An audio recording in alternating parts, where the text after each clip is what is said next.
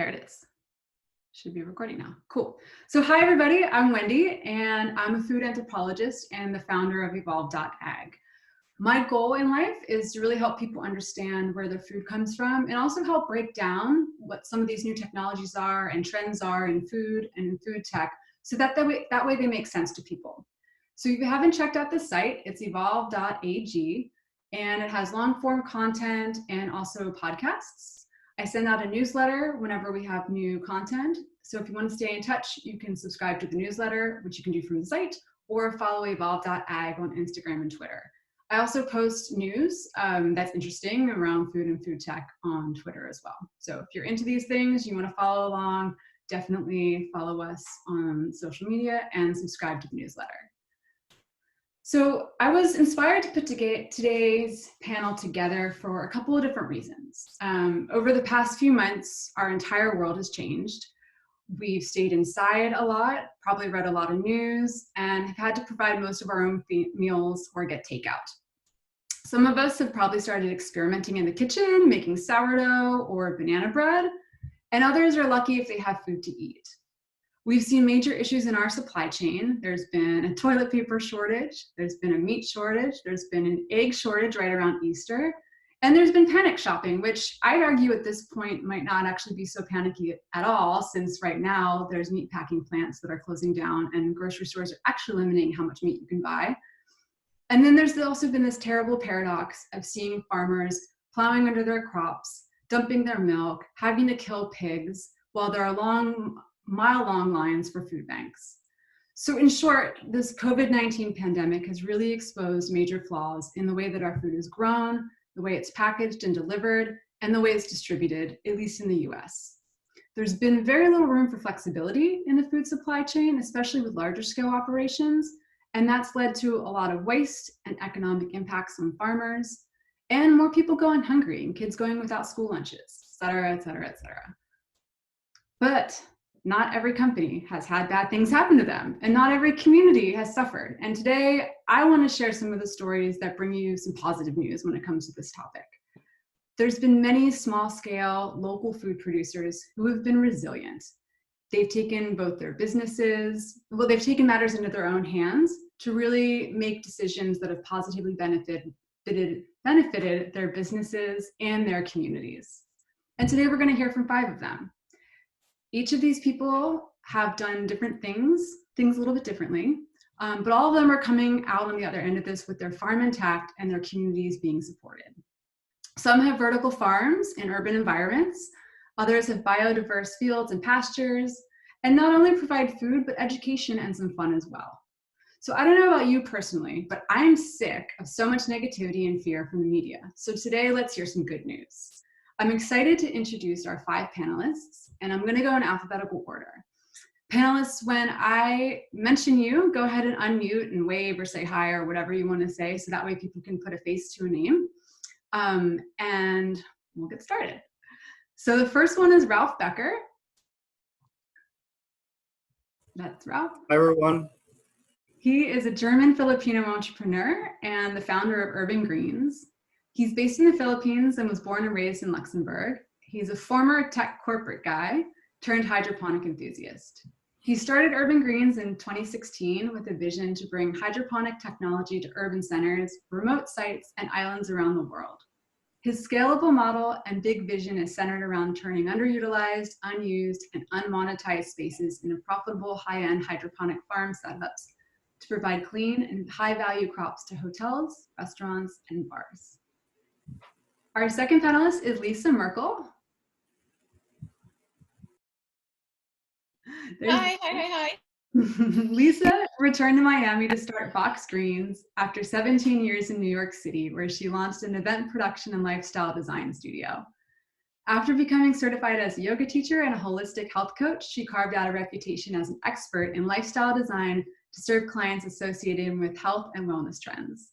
In addition to full-scale event production, Lisa regularly provided services that included curriculum development, program curation, press events, product launches, and panel discussions. Prior to launching her own business, she spent a decade as studio manager at the production studio of photographer Bruce Weber. And box greens is the culmination of experience, passion, and the opportunity to make a positive contribution to the community. Our next panelist is Lauren Poncia.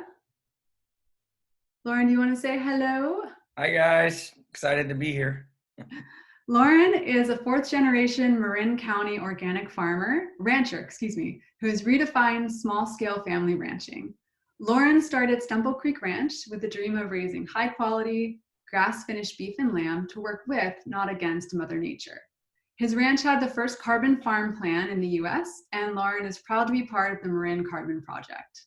A graduate of Cal Poly San Luis Obispo with a major in dairy science and ag business, Lauren always dreamed of coming back to the ranch to pursue his passion in agriculture. He oversees the entire ranching operation and spends countless hours studying genetics with the goal of raising grass-fed and finished beef that is tender, well-marbled, and tastes great. And I am a consumer of Stemple Creek Ranch. I will disclose, and I can guarantee you everything that was just written there on his bio is true. Stemple Creek Ranch sells its products to grocery stores, butchers, restaurants, and directly to consumers. If you're in the Bay Area, definitely check them out. The next is Ashley Ruffalo. Ashley, you want to say hello? Hey everyone. Ashley Ruffalo is the head of programming at Square Roots. There she runs the Next Generation Farmer Training Program, which creates opportunities and accelerated pathways for folks looking for meaningful and sustainable careers in indoor agriculture. Ashley has a master's in public health, concentrating in nutrition and policy from the CUNY School of Public Health. And prior to joining Square Roots, she worked in food policy advocacy, research and action at CUNY for several years. And before that, got great exposure to local regional food systems and stakeholders through work at Grow NYC, Just Food, 5 Acre Farms, and FoodLink. And then our last panelist is Nate Salpatier. Say hello. Nate co-founded Sweet Farm just south of Half Moon Bay, California, with his wife Anna Sweet, out of recognition that industrialized farming has had a profoundly negative impact on the lives of billions of animals, as well as plant-based agriculture. A PhD engineer working in the nuclear industry, Nate brings his analytical mindset to the animal welfare space, where he, his wife, and an incredible team have built Sweet Farm to be more than only a farm animal rescue, but also be a place of education, inspiration, and innovation through animal rescue, plant-based agriculture, and technology initiatives to scale change in the food system globally. Nate and Anna are active advisors and investors in the alternative protein, agriculture technology, and sustainability sectors. Those are our 5 lovely panelists. So let's dive right into the questions. I'm going to go in the same order that I just did the bios, just to keep it logical. And I will read out some questions, and I'd love for each of the panelists to give me their take on it. So we'll start with Ralph. The first set of questions is all about the business changes that you've made during COVID-19. I would love it if you could introduce your business, tell us a little bit about what you're doing. What changes did you make to your business during COVID-19, and what were the results of those efforts, if you have results at this point? How did your employees react, if you have employees? And then how did your customers or the community feel about the changes you made? Ralph, take it away. All right. Evening, everyone. It's 8 a.m. morning here. I'm all the way over in Manila, the Philippines. And at home, like everyone else, except for Nate, who I wish I had the opportunity to be out and about on a farm and with blue skies. We're actually expecting a major typhoon coming in within the next couple of hours, but that's pretty much the norm here in the Philippines. So nothing unusual here. The business that I have is, as you introduced, is a urban hydroponic vertical farming company. Something that you guys are probably very familiar with, maybe less so known here. It's more of a novelty in these parts of the world, although be it that this is growing in popularity. More and more people are being familiar with hydroponics, but the whole vertical farming concept or indoor farming concept is still something that is quite novel. The farming industry here in the Philippines, a little bit as a background, is quite far behind in the region in terms of investment into newer technologies So that's why we're very vulnerable to events like the upcoming typhoon here. We have everything like storms, typhoons, and in January we also had like a volcano eruption that basically covered a lot of the farm fields that remained standing and intact after the typhoons, and they just got covered in ash. So us bringing agriculture indoor again is something that was unheard of. The scope that we do particularly is bringing it closer to the urban centers, again, to reduce the carbon footprint, to reduce all of the logistical nightmares that you have between, transporting food and just losing a lot between the farm to table distance. The business has in such shifted a little bit, whereas like everyone, you've lost customers, and some of the customers have stayed and are also changing the way of selling their produce through like online sales or through deliveries and takeaways. Altogether, that base of customers has diminished altogether. What we do, we have started planting more for people who are in need of food, because the food system here is quite vulnerable. And yesterday or the day before yesterday, we had a delivery of spinach, which went out to street kids. Right? You have to imagine that in this situation, in a country like this, you have a lot of people who don't have the means to hoard food still, right? And we feel that the disparity of the haves and have-nots actually is inflated this time around. We've moved quite a lot online as well. So we were doing quite a lot of physical workshops and introducing people to the world of hydroponics and urban farming and sustainability. Obviously now with the shift to panels such as this one here online, we did the same move. On top of that, you might have seen a lot of people picking up farming or potting or wanting to grow stuff at home, and this is no different here. And we actually followed suit and actually created a hydroponic starter kit, which we now sell online, and it has like the nutrients, the seeds and everything. So we do virtual online workshops and where we explain how these work. And that's been something that people enjoy. A lot of people are just bored at home, right? Like they want something new out of their routine. They want to take that time to learn new things. It's in this time, what are the results? So we still like to be relevant in the media, because during these times of crisis, everyone falls back into like looking how to protect their own little realm and world and business, of course. So we felt that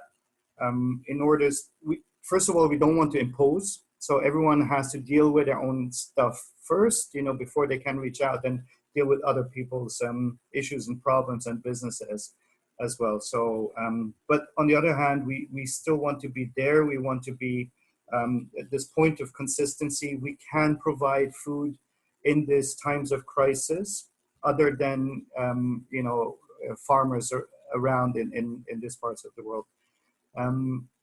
Going back to employees' reaction, so I think everyone reacts differently to this, right? And what I felt was some people might need space, some people might need more guidance in terms of this is what we need to do on a daily basis, but some people just might need a little bit of space. So allow for your employees to have that space. Don't push them into something. Everyone is dealing with their own anxiety issues at this moment, whether they show it or not, right? So and give them time for growth, right? Just tell them like you're there for them if you need, and you're not if you don't want them to be. And as in reactions to the customer, so we found that the relevant ones, they gravitate more towards you, and they really then see like, wow, we really need solutions such as yours. Whereas other customers, they might, fade into oblivion, and that's okay, right? And some might not get back to you at all, right? And whereas on the other hand, you acquire new customers who basically come and say like, why have I never seen you before? And this is so amazing what you guys do. So I think that's in a nutshell the my part covered. Thanks so much, Ralph. I have a question. I know a lot of your business, when we met originally, was with restaurants. Are you still like serving, well, first off, are restaurants open in the Philippines right now? I'm sorry, I don't know all of the details of where you guys are in your shutdown, but are those clients still calling you, or have you?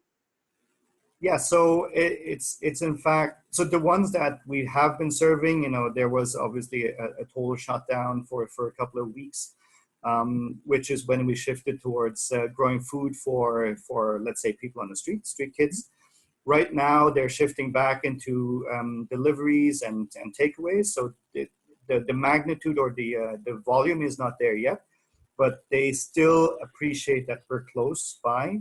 Most of the customers, or all of the customers that we service, are within walking distance. So that's has still remained. Great, thanks.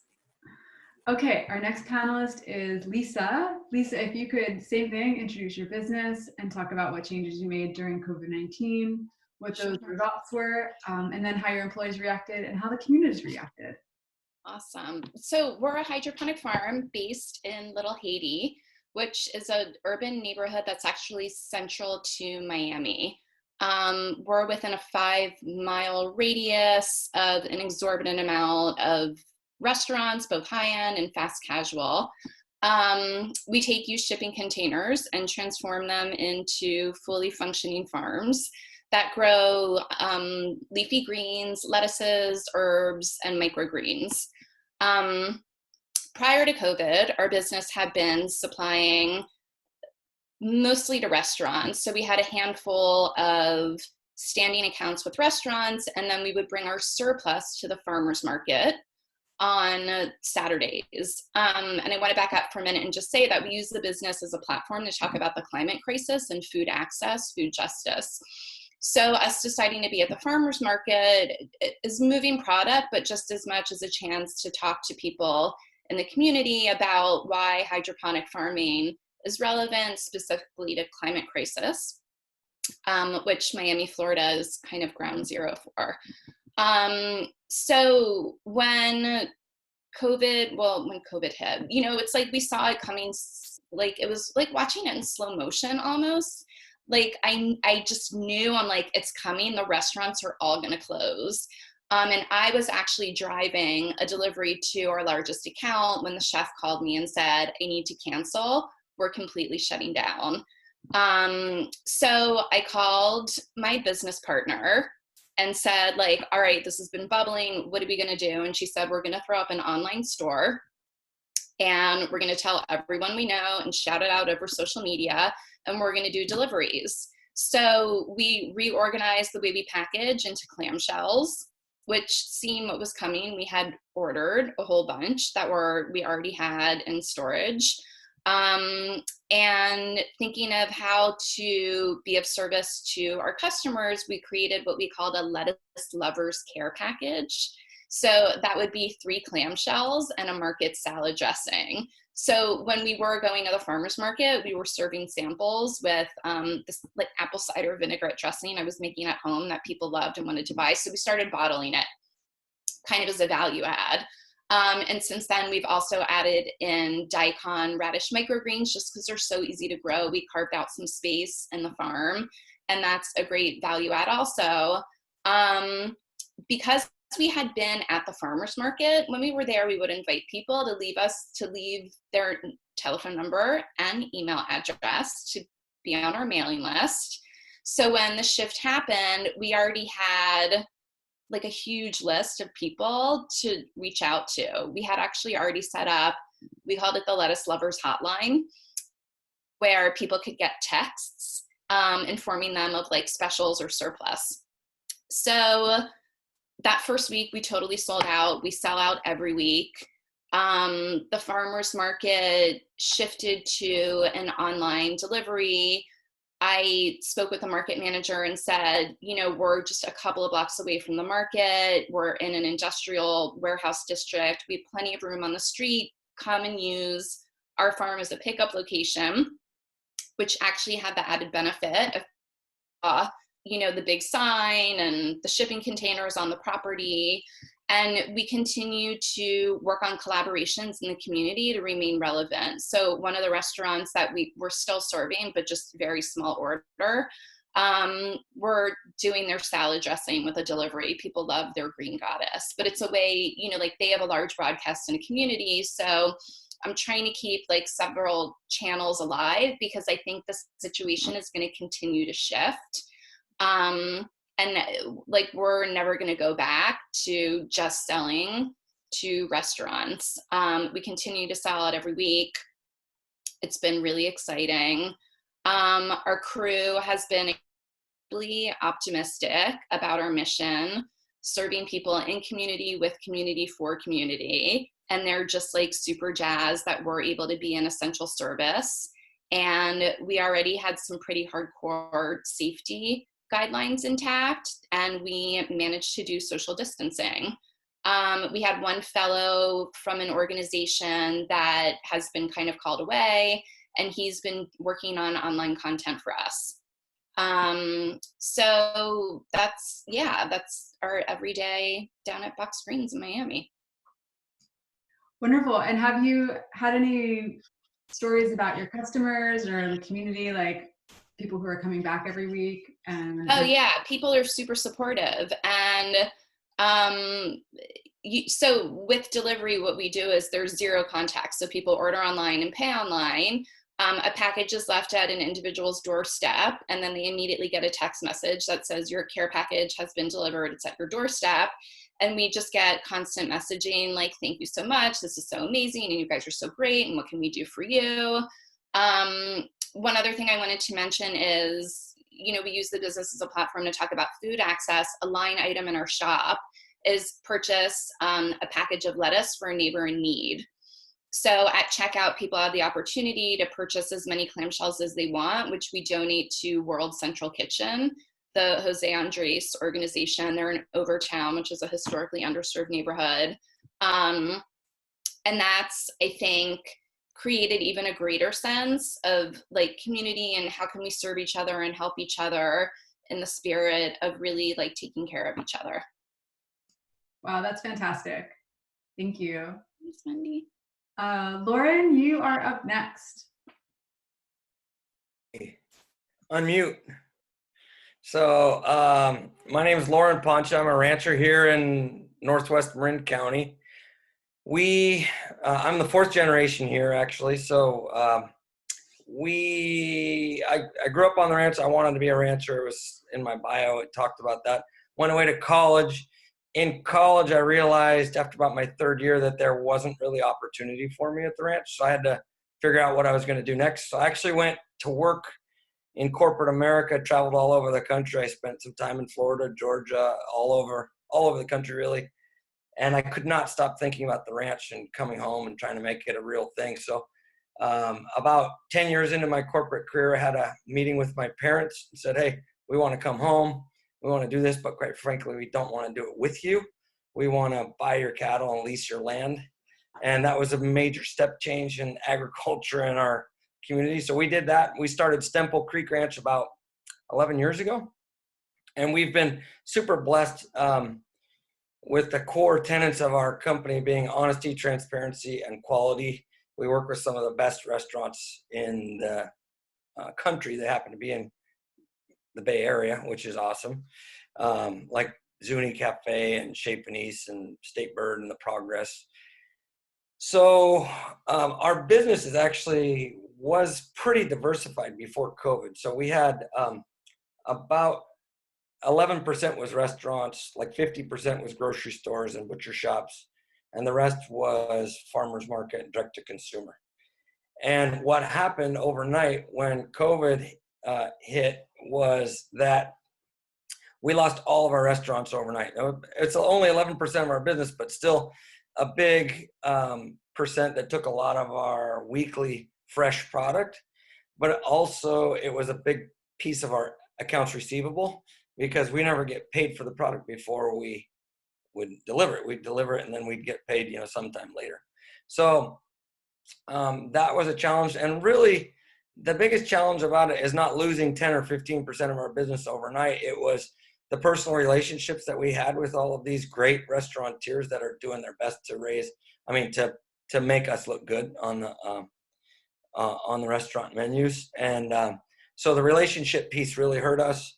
And we, at the same time that the restaurants went away, we are already in the online marketplace, and we've been trying to grow our online business. We were either going to grow it to a point where it was its own real business, or we were going to stop doing it. And this was our year to do that. And careful what you ask for, because as our restaurants went away, our online came up and actually surpassed what our restaurant business was, and identified a whole bunch of holes in our system about how we could actually process enough animals and process the meat to, instead of being in big pieces of meat that we would deliver to a restaurant that they would cut down to size, we need to have everything prepackaged individual. So it's just a lot of stress on our whole processing system. We've adapted and changed, and we've grown our online sales by about 10 times in the last couple of months. And that's multifactorial. I actually also was on this Netflix show. David Chang has this Netflix show called Ugly and Delicious, and we were on that. So we got lots of exposure, and people in Miami and Chicago and New York City, and they were buying our product, which was really kind of cool because foodies around the country were buying our products. So that combined with COVID, it really blew up our online sales. And our restaurants are gone. There's 5 or 10% that are back.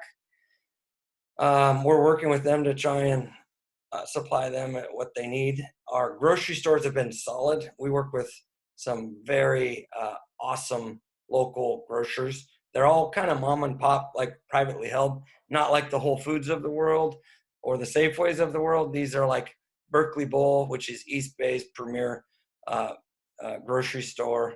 There's literally a 4-hour line to get in there on a Saturday, which is crazy to me.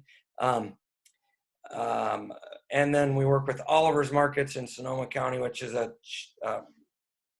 public, or it's a employee-owned business, Petaluma Market, and some Good Earth and United Market in Marin County. So we try and spread around the Bay Area, and we work with some butcher shops in LA. And yeah, so let's see. Our employees have been phenomenal. We have, 10 years ago when Lisa and I started this business, it was just me and her.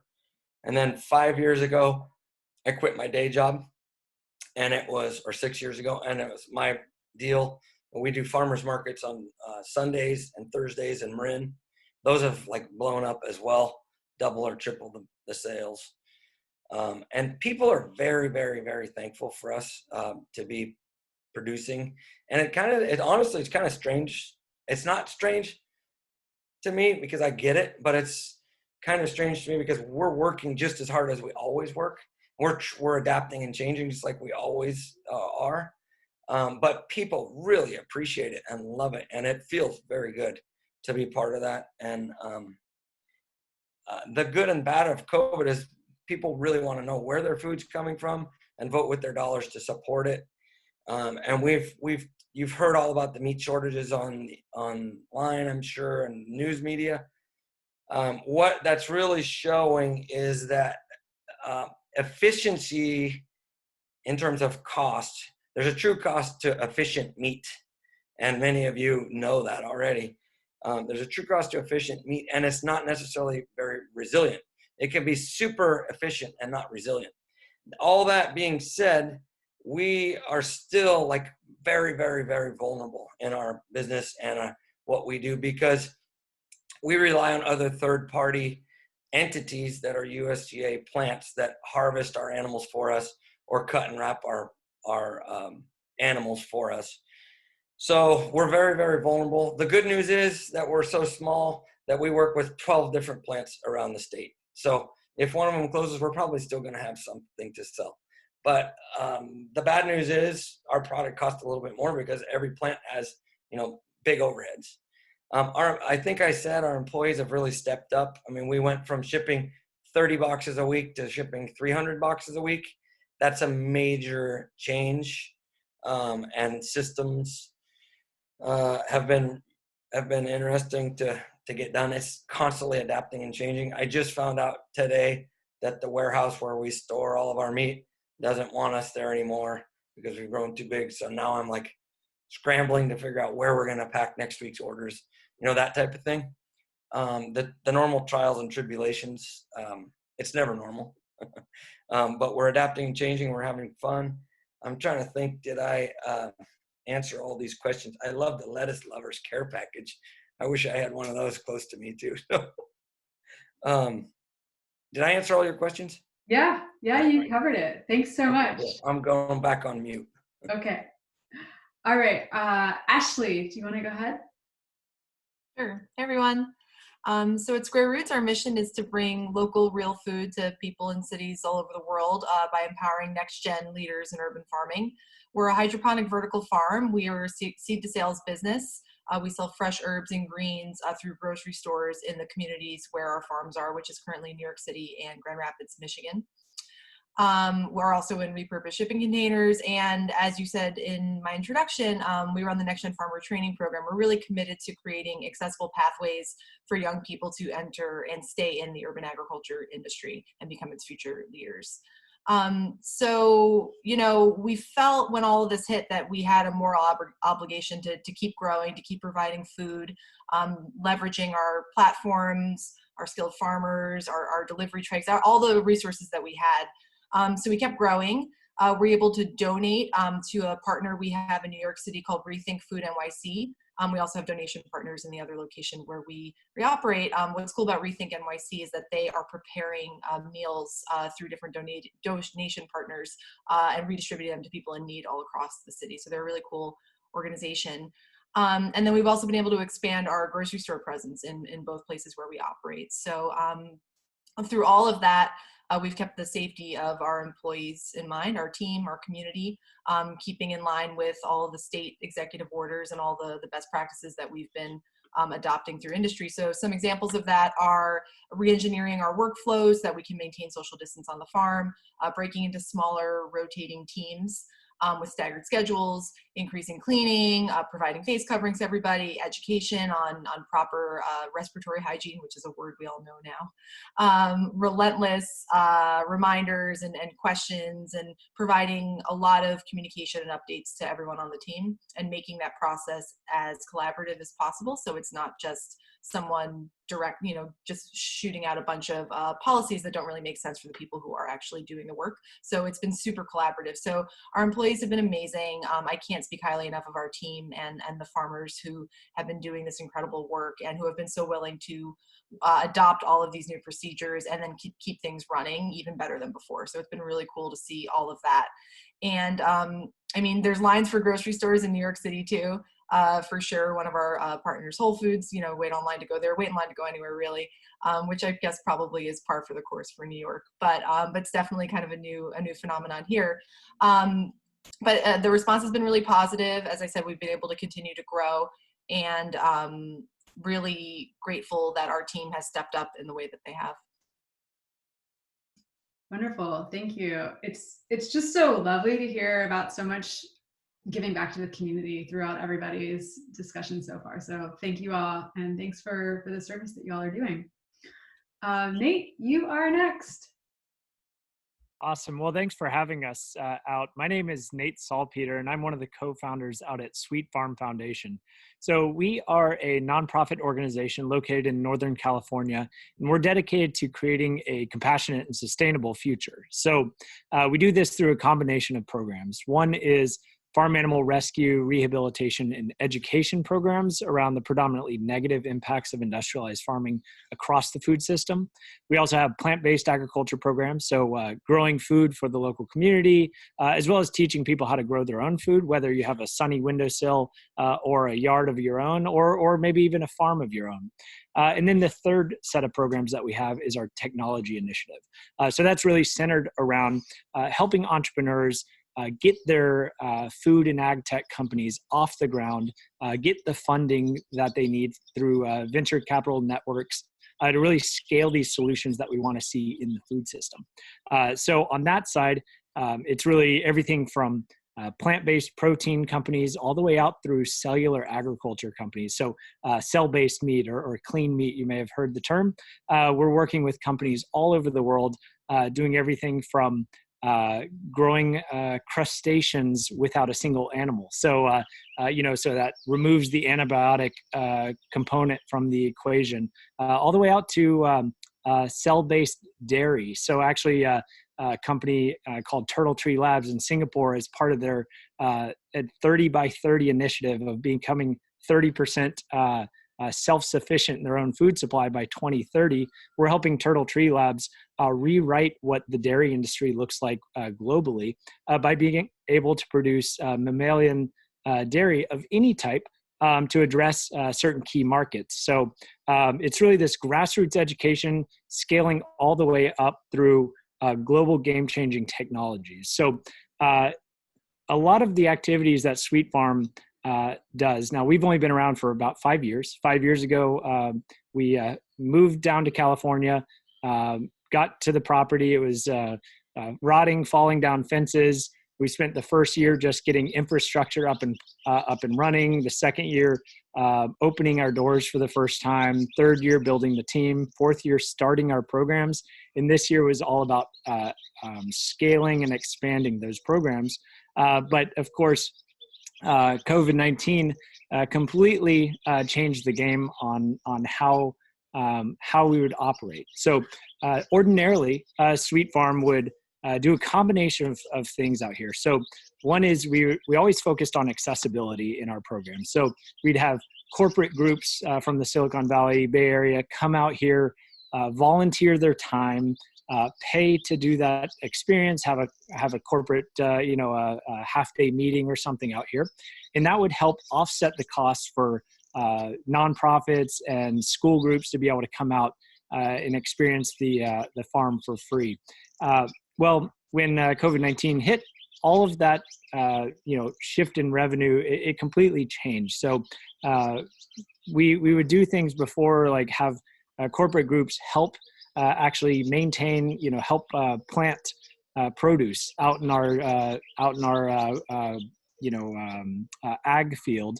And then our CSA program, people would actually learn to harvest that produce on their own. Well, when COVID-19 hit, all of that went out the window. The revenue sources, our education opportunities that we did on site. So we had to figure out how do we balance, both our education and inspiration components of our mission, but also still bring in revenue to support the nonprofit at the same time.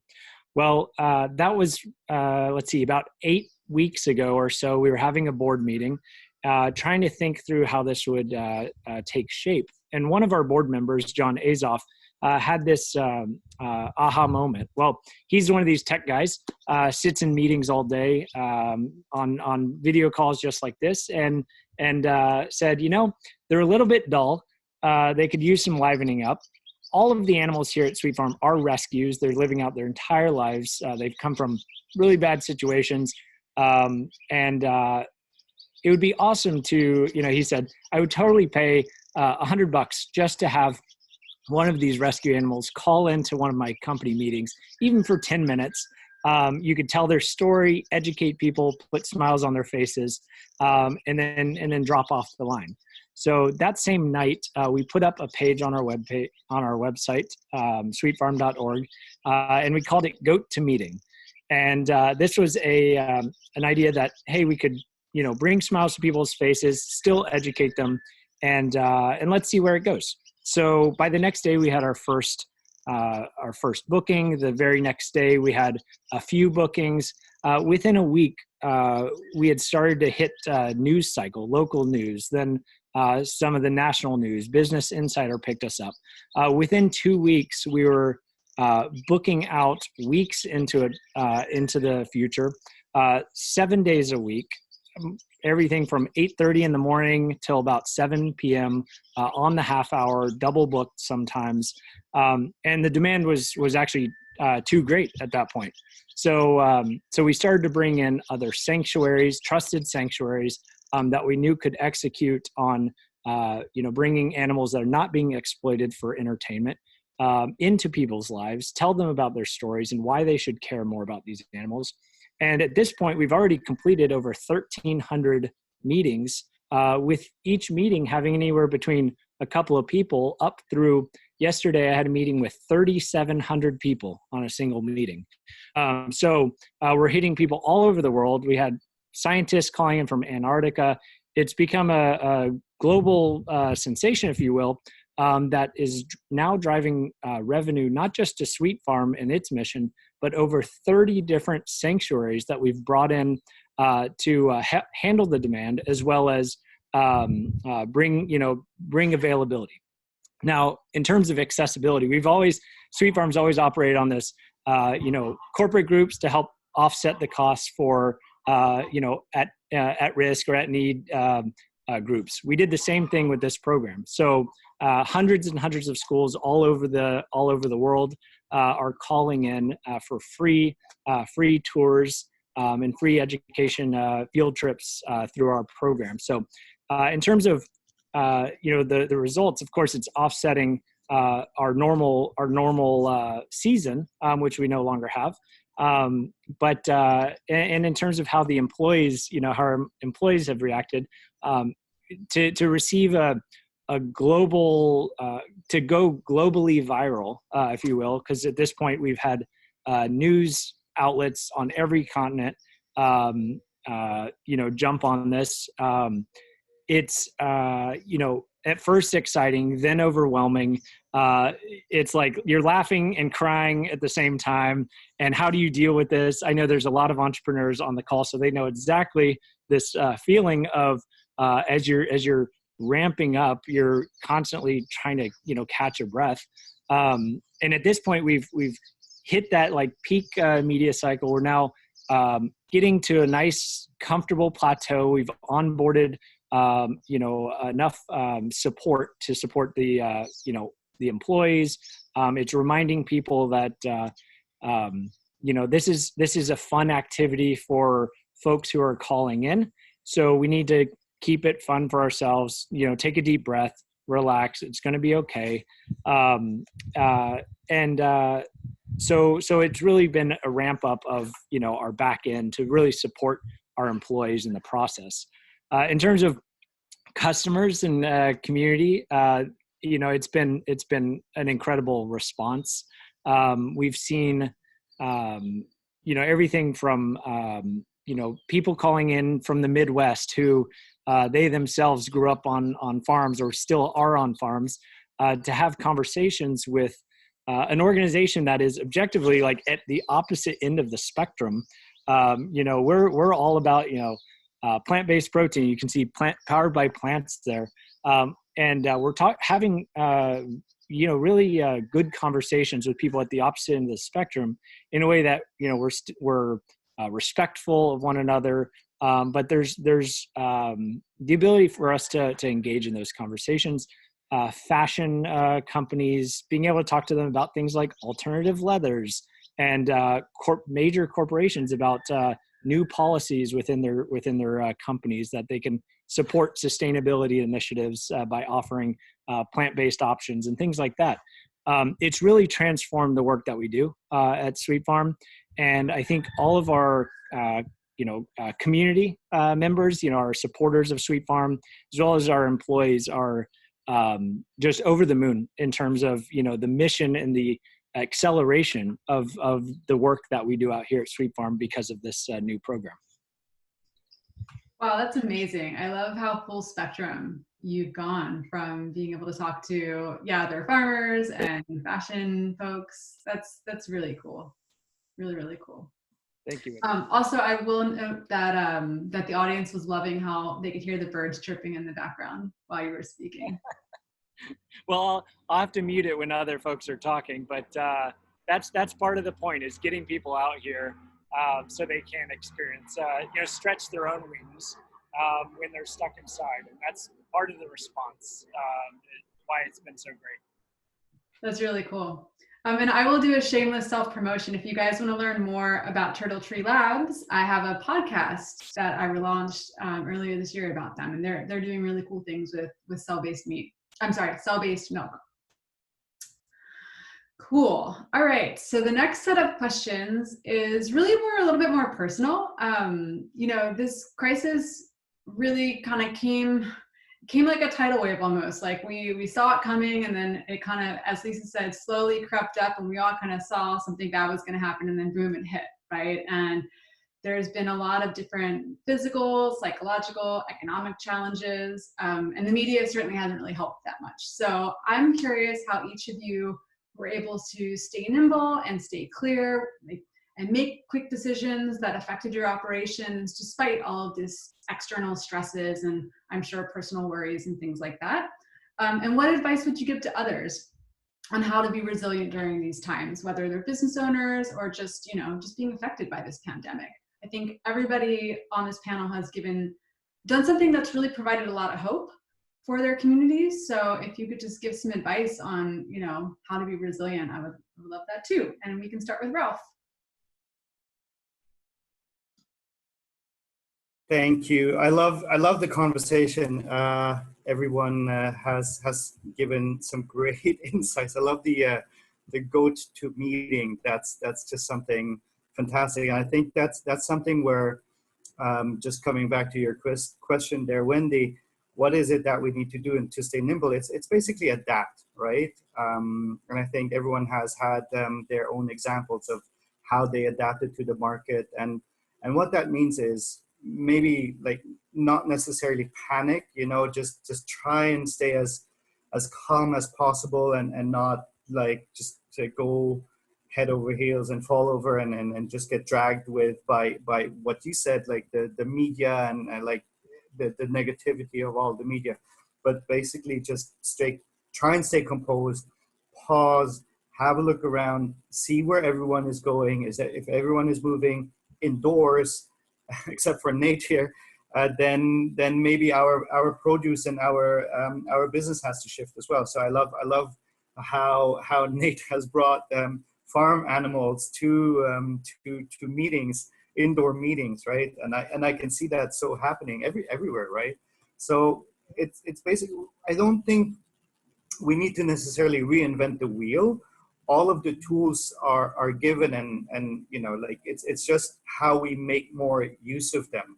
Like right now, we've always had video communication. We've always had like the means to communicate online, but this has really shown that do we actually need offices? How much do we really truly need offices? Companies like Twitter that just announced that none of their employees need to ever come back ever again, right? Unless they want to.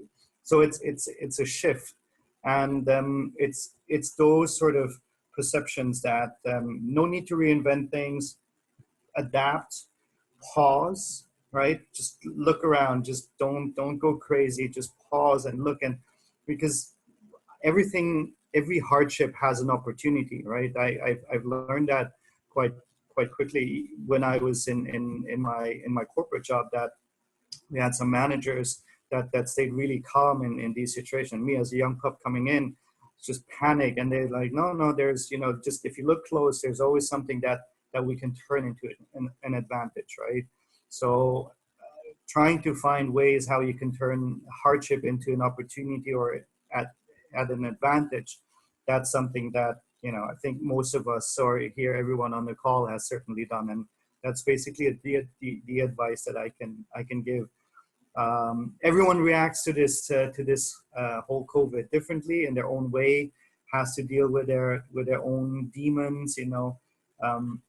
It's not a conspiracy. The governments of the world are not out to come and get you, right? And taking away their freedom.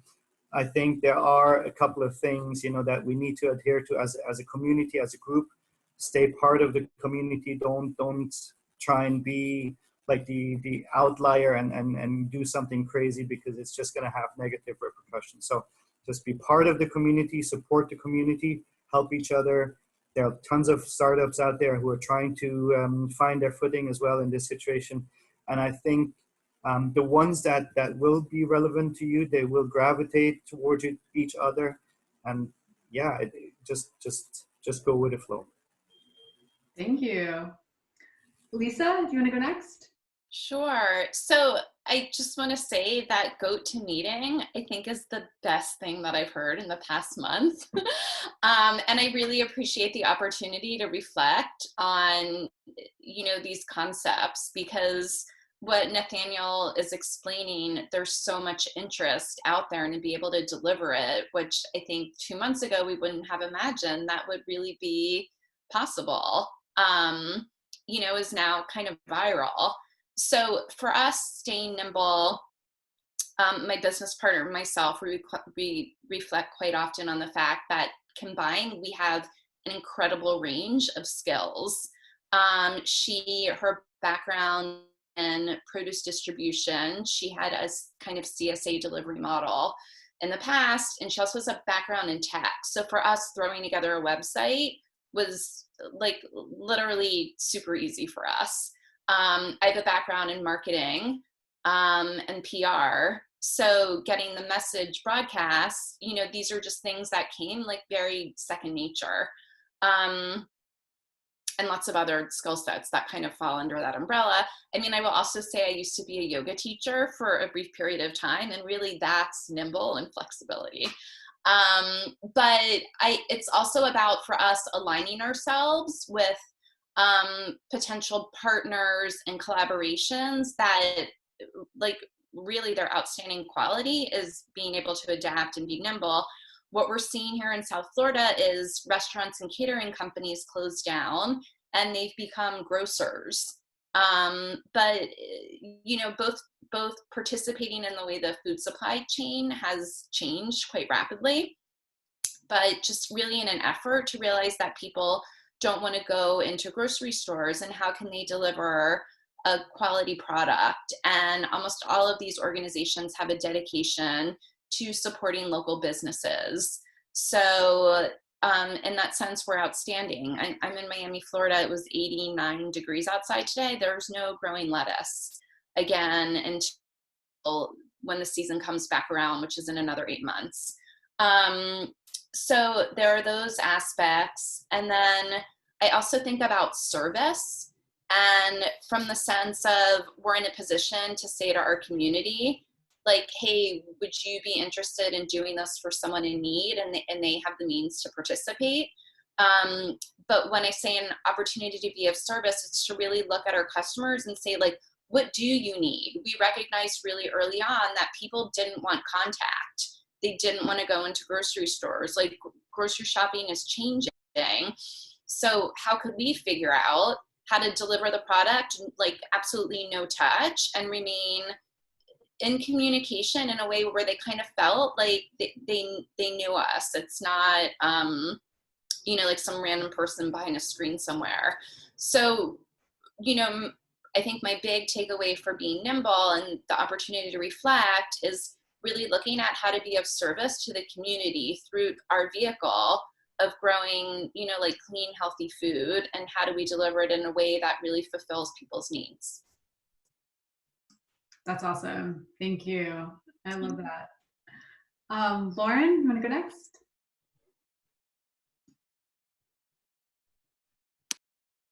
Yeah, I had to figure out how to unmute. Go ahead and repeat the question one more time. Sure. So how were you able to stay nimble and clear with your decision making and changes in operations during this time, like the stressful time? And what advice would you give to others on how to be resilient? I think that, we, in our last 10 years of business, we've basically had to stay nimble the whole time, because there's always something adapting and changing. And we've been on a 35 to 40% growth curve every year. So it's like continual Energizer bunny, like trying to figure out how to solve problems and adapt and change and expand, and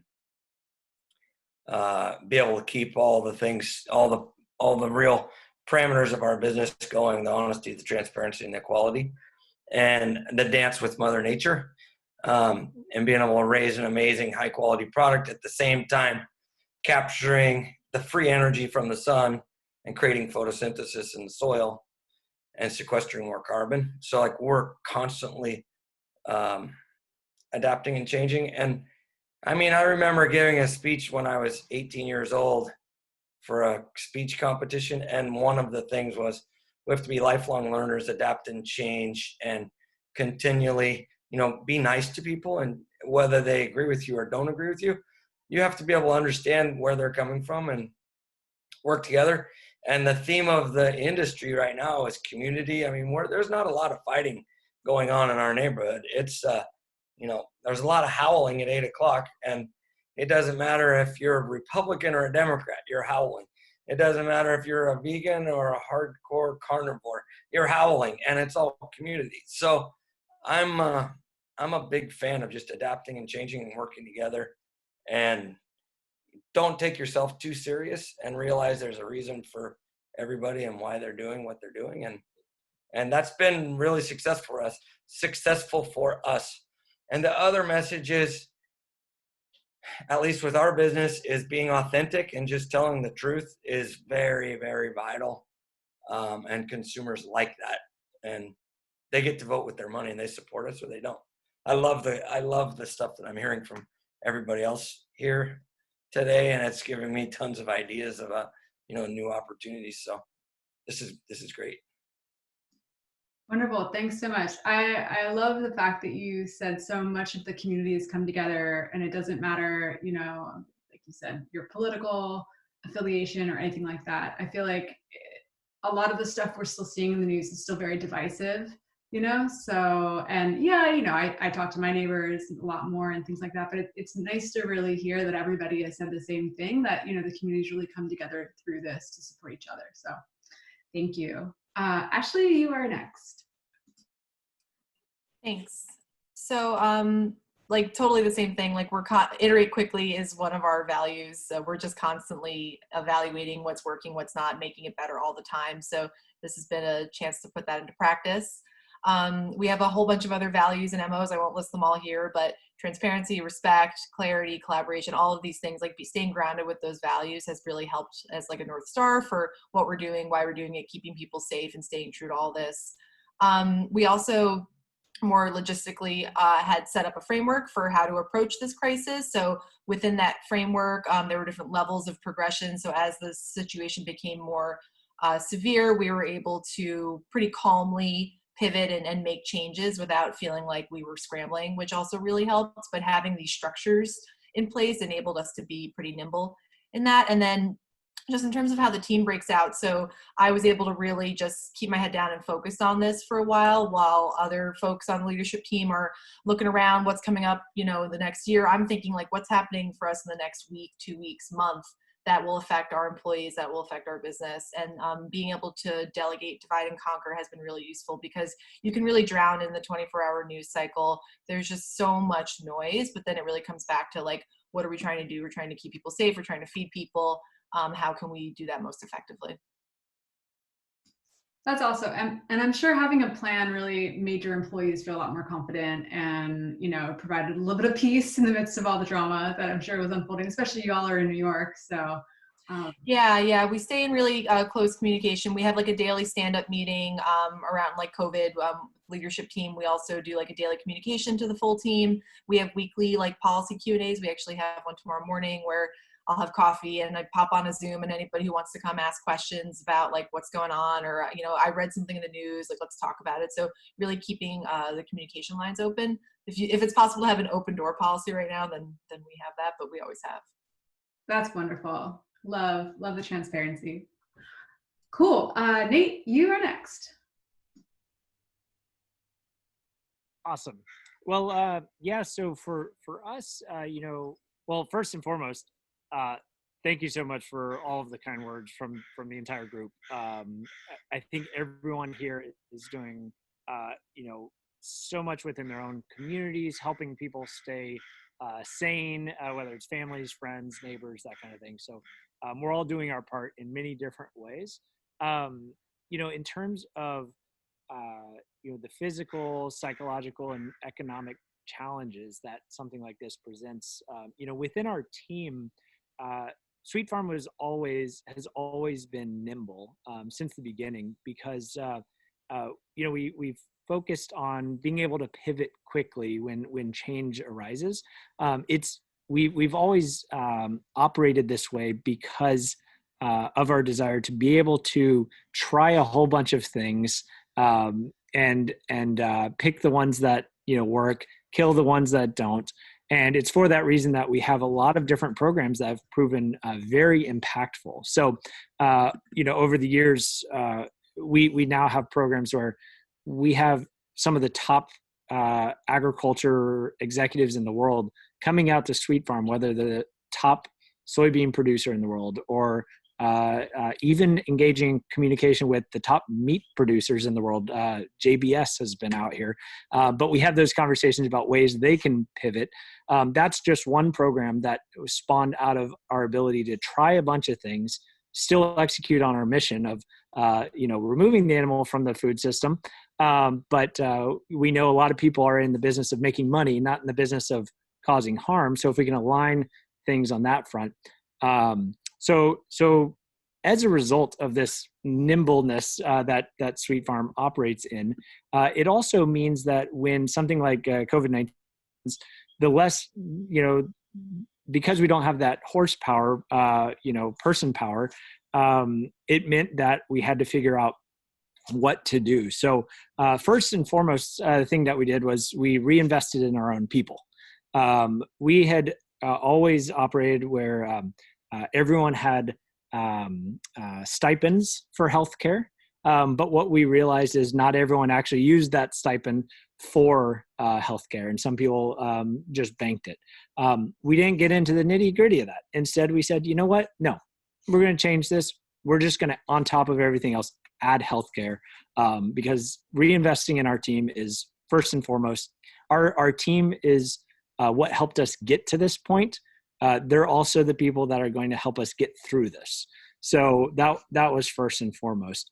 In terms of the economic aspect of it, we did this pivot with Goat to Meeting. It's helped not just Sweet Farm, hit some of our early fundraising goals. We'll see if it lasts the whole season, but hit some of our early fundraising goals, as well as those other 30 sanctuaries are hitting their financial needs to do their amazing work. But what we did was we took that revenue from that particular pivot and we've reinvested it into pivots elsewhere in our organization. So our CSA, for instance, relied on volunteer support to plant produce, and it relied on the customer to pick the produce, right?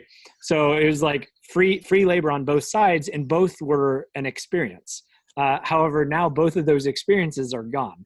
So instead, we had to figure out what are we going to do instead. So one of the things we did was we took some of this revenue from one successful pivot, and we've really reinvested into additional, temporary team members coming in to support efforts in certain areas, but also upgrading our facilities. So adding in the 6, the ultra wide Jang seeder to go out and be able to plant, half an acre in a single day.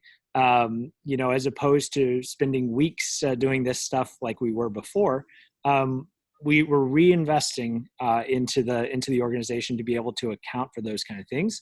And that's really, as anyone who's built and grown a business, you know that as sometimes you're bootstrapping early on, and sometimes you're playing off the successes of one to build in successes of the other.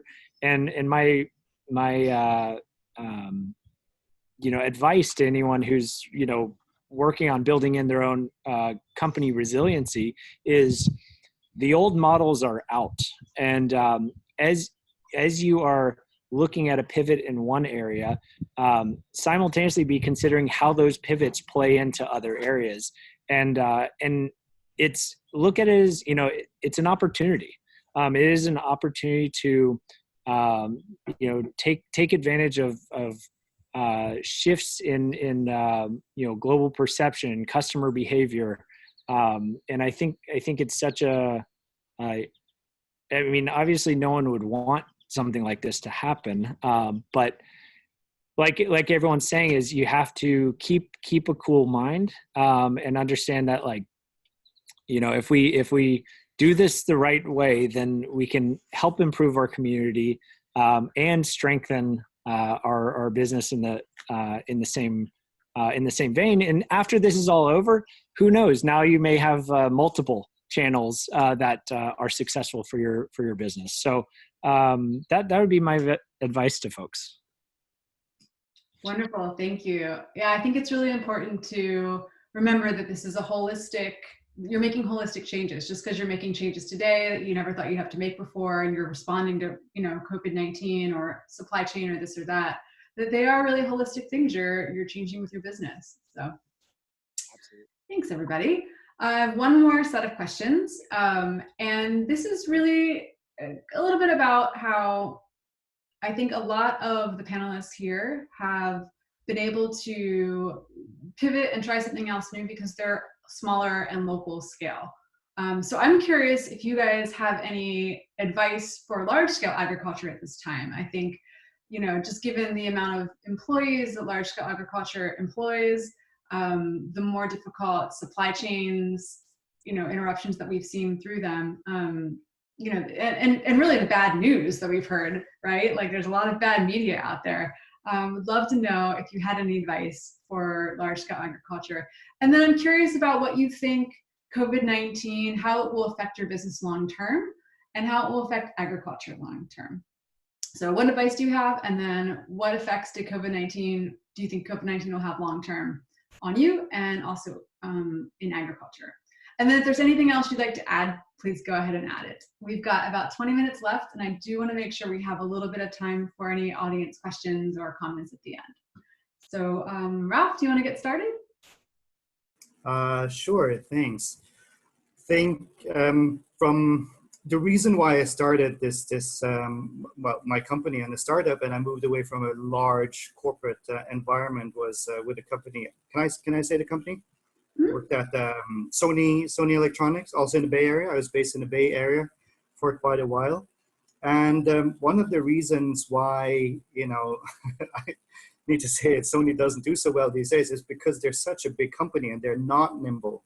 You know, nimbleness and quickness and agility is something that is a key word that we mentioned before. And I think larger corporations that operate more like a, let's say, cruise carrier, cruise liner instead of like a smaller motorboats, which are quick and nimble, which can change strategies, and that's definitely what startups can do, right? So although be it that bigger corporations have a lot of money and budget and deeper pockets, but they're not necessarily able to maybe shift very quickly to like a market demand, such as, you know, like Square Roots did, for instance, in their explanation, or box screens, you know, like quickly adapting. So I think that's where, you know, if I was going to give an advice to a larger corporation, it would be try and break down your big corporate structure into smaller entities,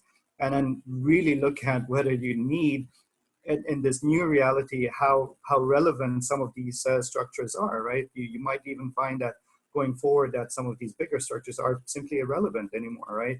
So I think just looking, again, going back to being nimble and staying and adapting to the situation, just breaking it down and seeing what is relevant and what is not relevant in this new time. What was the other one? What was the second one? What do you think the long-term effects of COVID-19 are going to be on your business? I mean, right now we call it the new reality. Next year it will just be reality, right? It's when you go to China, they don't call it Chinese food; they just call it food, right?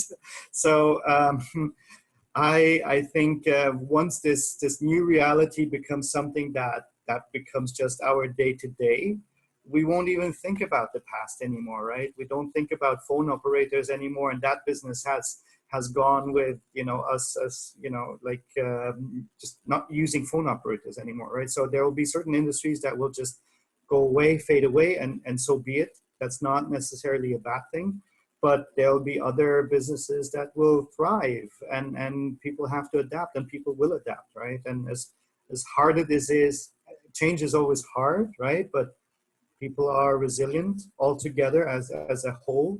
Industries and countries and communities are resilient. So I have faith that going forward, it will be in a year's time, we'll look back at this and we'll just look at it as maybe a break, but hopefully a positive one. Great, thank you. Lisa, you want to go next? Sure. So more so than advice for Big Ag, I think this is an opportunity to recognize the theme that Lauren initially brought up, and that is people want to know where their food is coming from, and they're voting with their dollars. And I think it's important for the collective to really recognize that. Another thread within the news cycle we're seeing is that consumers moving forward will probably be much more prudent about saving money. And so I think that translates into educated consumers. They really want to know what they're spending their dollars on. So the sense of transparency and people really knowing that they're voting with their dollars, understanding quality and value. I think people are seeing light to the food supply chain that we never really paid attention to before. And, like food and nourishment is one of our basic needs. And of course, at this time period, it makes sense that we'd be, thinking twice about it.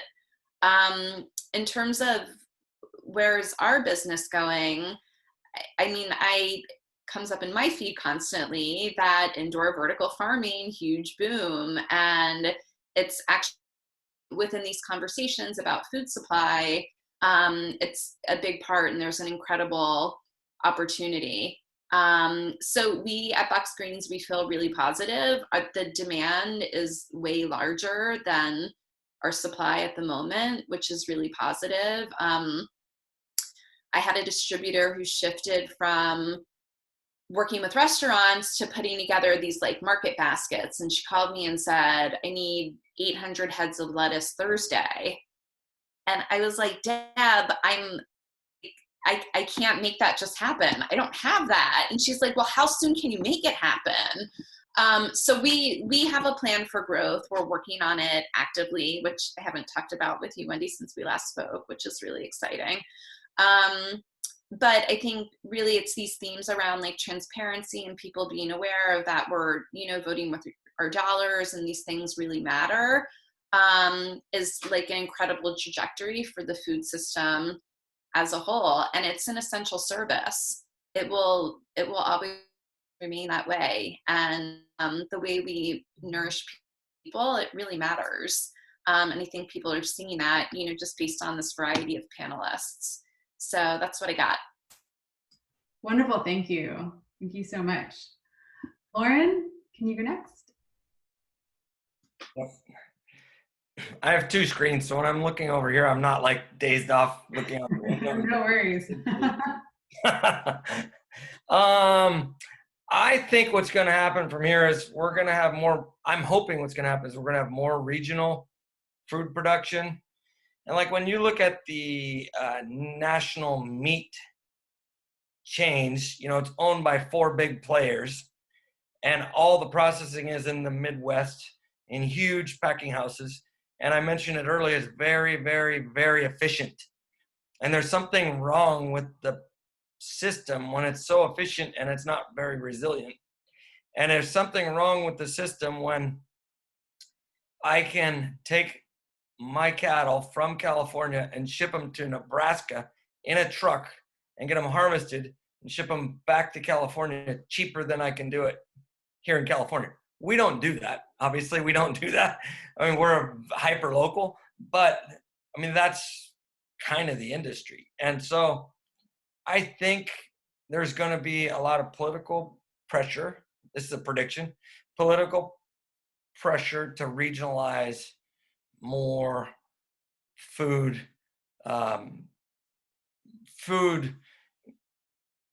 procurement and development and farming. And I think that's going to be good to get people back into rural settings and actually rejuvenate the rural lifestyle. And I mean, I'm open to a whole new world. I mean, I think there's 3 producers that are raising vertical vegetables in shipping containers, and I've never even seen it before or heard about it. So that's a cool concept. But for me, I'm a soil farmer. I want a living plant in the ground and creating photosynthesis from light. And I'm ignorant to what you guys are doing, so I can't say whether that's, sequestering carbon or that type of thing.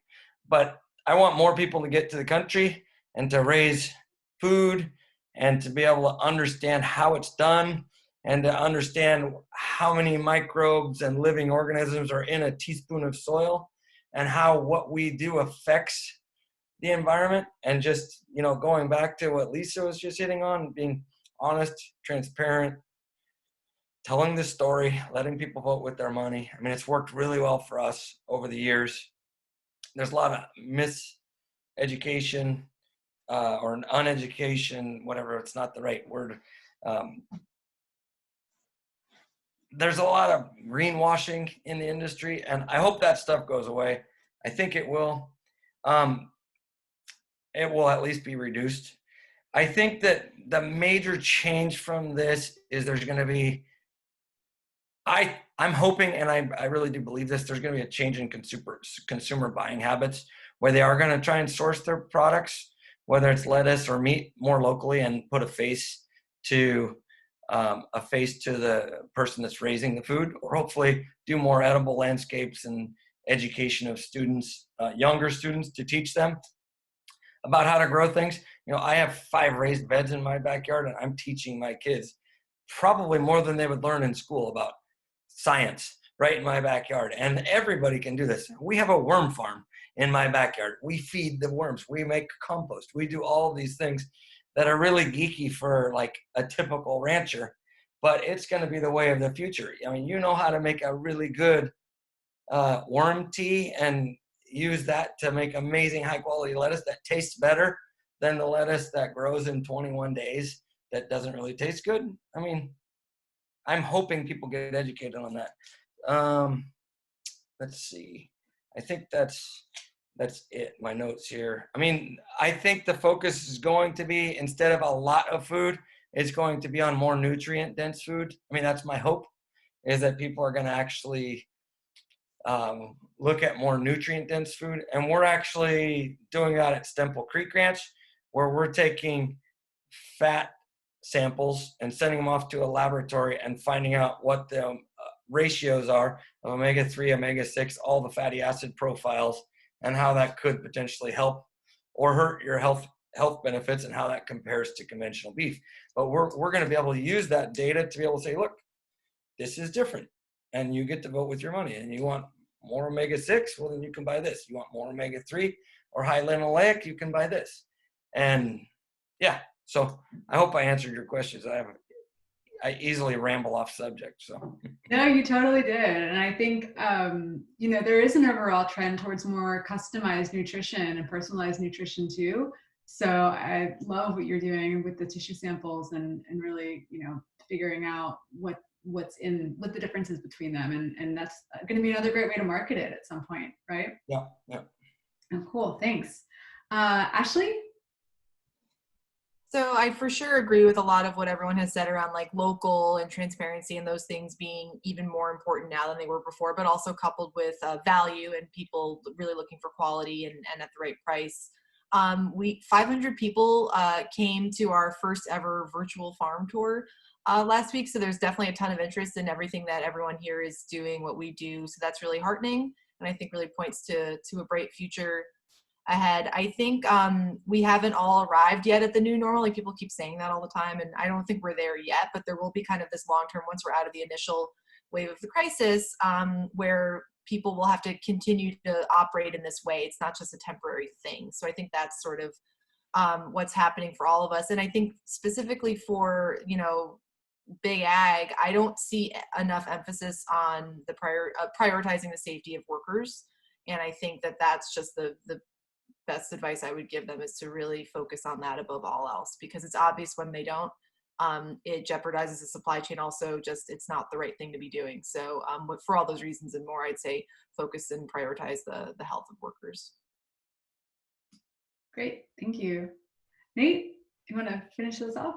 Yeah, sure. So what I'll say is, so my background, I'm a nuclear engineer, and I do that as my day job. The food system is orders of magnitude more complex than designing and building a nuclear reactor. It's not even close. So when something like COVID-19 happens, of course, that exposes the complexity. And one of the things that we've been working on for years now, but it's even more relevant, is helping big ag simplify and clean up their supply chain through technologies and practices and new opportunities that have really arisen that can align their economics with Sweet Farm's mission of a more compassionate and sustainable world. So a couple of examples of in South America, slave labor in the dairy industry is prevalent. And worldwide, 73% of antibiotics that are used in the world are used for animal agriculture, right? Like, so the human condition, as well as the breeding of superbugs and superviruses, hyper relevant these days. So one of the things that we've already been doing, but now even more so, is working with the folks at the top of these large multinationals to get them to sit down, take these technologies seriously, that stand to simplify their supply chain. So Turtle Tree Labs, as you mentioned, has the opportunity to produce human breast milk, not cow breast milk, human breast milk for premature babies. This is a $60 billion market with a superior product, without antibiotics, without the carbon footprint of the dairy industry. That's just one example of how we're doing this constellation making between people at the top and the people that are really innovating the space. Geltor is another example. They are actually brewing collagen.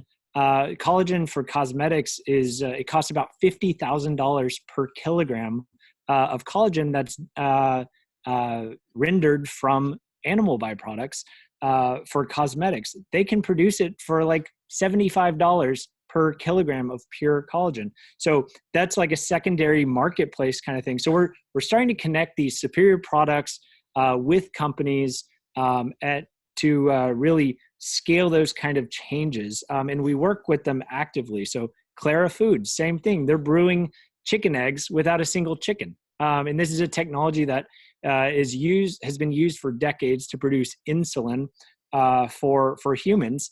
And now they're just applying it to egg proteins in the same way to produce a superior product that has foaming properties that are ideal for meringues, or binding properties that are ideal for breads. We're at this like moment in history where technology is meeting the consumer. It's just about to happen. It's already happening actually with some of these companies we work with. But it also, we also have some companies that we're helping these big agriculture organizations recognize that pulls like on historical food production methods. So one of them that's really interesting, we were the first farm to field trial their product. It's a company called Bioforce Tech, and they have the most advanced pyrolysis plant in the world. So they actually valorize human biomass or humanure into high value biochar. And so, this is the use of biochar. It's right. Terra preta in Brazil and the use of night soil in Asia. These are reasons why, these civilizations are able to farm the same lands for millennia, whereas the Roman Empire that had terrible ag practices, it's one of the reasons it collapsed is because they overused the soil, didn't take care of microbiology in the soil, and they had to expand out and they ultimately failed at producing food for their people. Our advice for big ag is, as these new technologies are being introduced into the world, take these conversations seriously, because it's not just important for the world and the health of your employees and the health of the communities. It's also essential for the success and survival of your businesses. So we do a lot of work aligning economics with their long-term goals, along with these companies that achieve the mission that of creating this more compassionate and sustainable world. Thank you. Yeah, that's fantastic. There's just so much new tech happening, and I think it can be a little overwhelming for farmers too at sometimes, but there's definitely a lot of benefits for them to look into the things, that can have the most impact for them. Absolutely. One other company that I'll mention that we're also their first field trial that they've ever done is a company called Interplant, which is actually utilizing plants as biosensors to actually reduce and eliminate or reduce by orders of magnitude the inputs needed to grow whatever crops they are growing. So if you can recognize on a per plant level a deficiency in a nutrient or a water stress or a fungal stress or a pest stress, and then feed that information to what we're seeing in the precision agriculture space, but you can do it on a per plant basis, all of a sudden you're talking about reducing these inputs that are harmful to the local community, harmful to the employees, not good for the end consumer. And so something like Interplant is really going to, and by the way, it improves the economics for even the small farmer that wants to employ these. That's really what we're all about. Awesome. I actually just spoke with the founder of Interplant the other day, so there will be a podcast coming out about them as well. Well, cool. Thank you all so much. We are at 6:30. So first I want to thank all the panelists. Thank you so much for being a part of this. This is really great. I know I learned a ton, and hopefully the audience did too. If you all can stick around, we can have some more, a few minutes of discussion if you all want. There weren't any burning questions on the chat throughout the entire panel, so I don't have any questions to pose to you all, but if anyone in the audience wants to have a comment or have a question, please go forth. And if the panelists or if anybody else needs to drop off, please go ahead, no worries. And thanks again. Well, I had a quick question. Go ahead. Okay, good. I didn't know if you heard me or not. I just turned on my mic. First, it was a thoroughly enjoyable group. Thank you all very, very much for the enthusiasm and the interest and the ideas that you have, and it's a very hopeful discussion. So I feel very, very delighted having learned so much from you. I'm an anthropologist. I chair an international task force for the American Anthropology Association on world food problems. So this interests me tremendously from that perspective. But I also do a lot of research on food issues. I'm fascinated with the hydroponics issues that some of you have been raising, and the connection to Singapore. There's a lot going on in Singapore in a lot of different areas of food, partly because it's such a self-supporting community, or trying to be self-supporting, in a very very small area and a very large population with a lot of economic resources to apply. So I think it's a great place to be looking and interacting with. So I agree with your previous program also that you had with the turtle group there that makes the milk. There's a group I'm sure you're familiar with the group at UC Davis that is also the leading one in the world on milk proteins and et cetera. So I think that's a really good group too. I interact and give some lectures out there occasionally too. But the thing that I really wanted just to stress at the end here is I heard community, community, community time and time again, that you have taken something, your individual connections preceding COVID, which I think largely involved a lot of the specialty groups that each of you are connected with regard to restaurants and kind of clientele that are attracted to those high quality restaurants are really the ones that could help you drive to a new level of changing your whole business models in some respects. So I was very impressed with how I agree with the concept that it's nimble and this sort of thing. I also think some of the large companies, I'm thinking of, well, semi-large in New York, for example, the large company the large food purveyor for the restaurants, suddenly within days opened up a takeout for all the food that they were left with. This is the ones that begins with a B. I'm blocking on their name. I should know them. Bancroft, was it Bancroft? Who's from New York? Baldor. Thank you, Baldor. And Tom McQuillan is there. Who was the architect behind that? Which is sort of amazing. He's a guy you should be interviewing, by the way. Anyway, so I saw the community, and I also saw the sense of compassion that each one of you felt for where everybody is right now. And I think that's so important to connect those two elements together. And I just want to wish you all well. I think you've done a great job and will be doing a great job. And I'm thrilled to have personally met you, if you will, on the screen. This is a first for me, so I'm looking forward to more of it. Thanks, Saul. Thank you. Did anybody else have anything they wanted to add?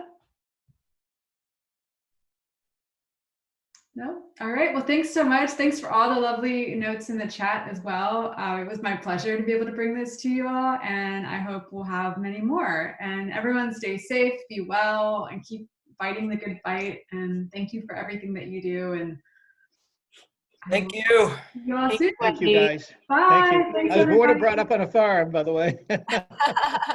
I could tell. Bye. Thank Bye, you, everyone. Wendy. Thank you. Thanks for being a part of it. You guys are awesome. So awesome. Thank you, Lauren, in Oh, yeah. It particular. was really because fun. Really fun. We're both farmers. Nice meeting all you guys, too. Yeah. Aw. Come visit. If you're in the neighborhood, come visit when this stuff's over. I want to show you everything we're doing. It's pretty Oh my exciting. gosh, I'd love to. Love to. Will do. I go to Warren Weber out there too. Oh, yeah. He's a great dude. Great dude. Yeah. All right. Take care. I'm out. See ya. Bye, y'all. Bye-bye. All right. Thank you, bye. Wendy. Thanks, Bye-bye. Wendy. Thank you.